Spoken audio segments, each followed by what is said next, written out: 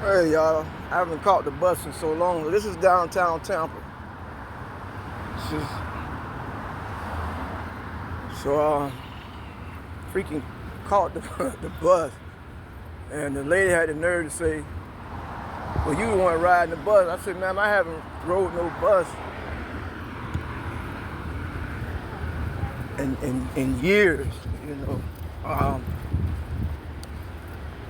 But one thing I learned about this is the word was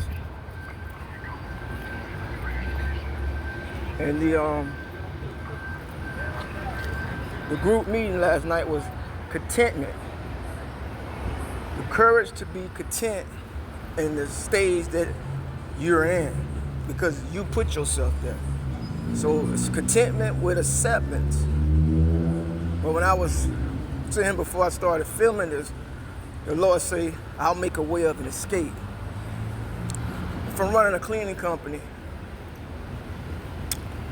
you wouldn't believe it. We've made probably close to $1 million. Me and my ex-wife.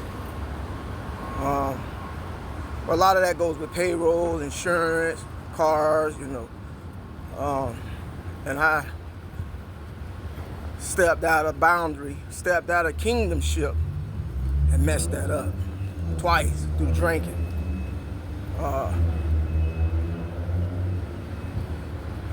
Alcoholic, running our family.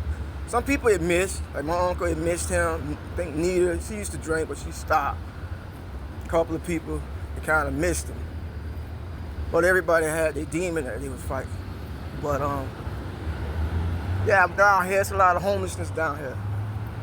I just got off at the wrong stop. And that's how life is.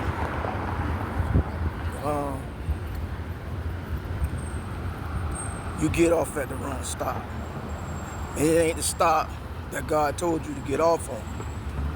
So now you off at the wrong place. And through his grace and mercy,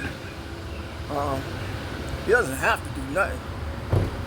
He steps in and make a way of an escape.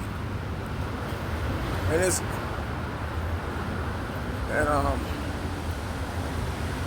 lot of times I say, man, you should have stayed in ministry. You stepped out of that. But then I could have only preached on certain things that I went through. Because right now it's gonna be a time of famine. So I don't know, man, if that's why a lot of preachers say, man, you don't know what I've been through. You don't want to walk a mile in the shoes that I was in. So I understand that. When you see preachers, I mean, some of them are just too fashionist. I don't think you need all that. But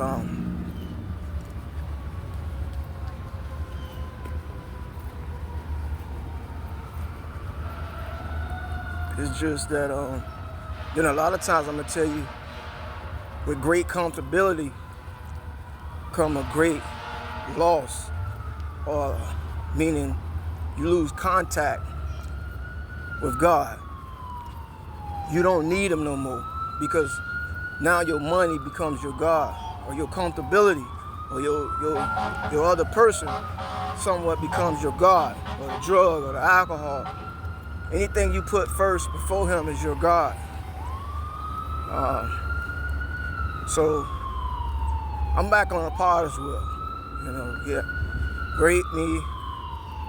And it ain't easy when you being marred clay. But one thing about it, he opened your eyes. I mean, he give you another chance to do his will, not your will. And that's my prayer every day. Lord, what is your will for today for me? You know, I had a plan. I did a couple of them. I signed back up with the YMCA.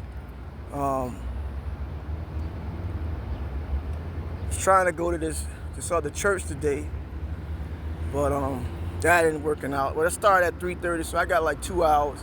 I'm in at 3 o'clock, so I got like an hour and a half. But on the bus, that's like, oh, man, almost all day. No, it's not all day, but it's almost that amount of time. But man, I've learned a lesson. That's why Paul said,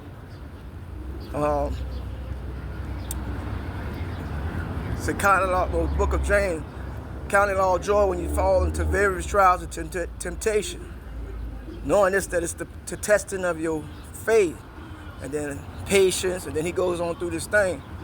He said that way you shall be lacking and wanting nothing. And Paul said that I know to do, I do not. That which I hate, I find myself doing. And that's me, you know. But the good, the bad, the ugly, all things work together for the good of those who love the Lord, who are called according to his purpose. So I know I'm called because I'm still living. And I put myself through a lot. But I don't know. It's already, this was written, or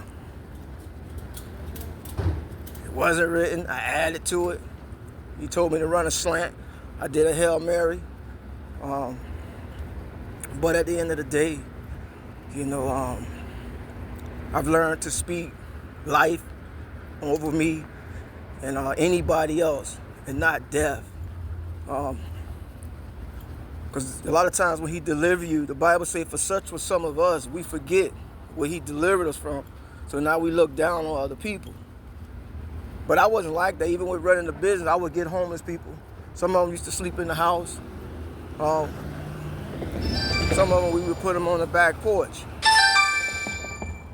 Somebody called.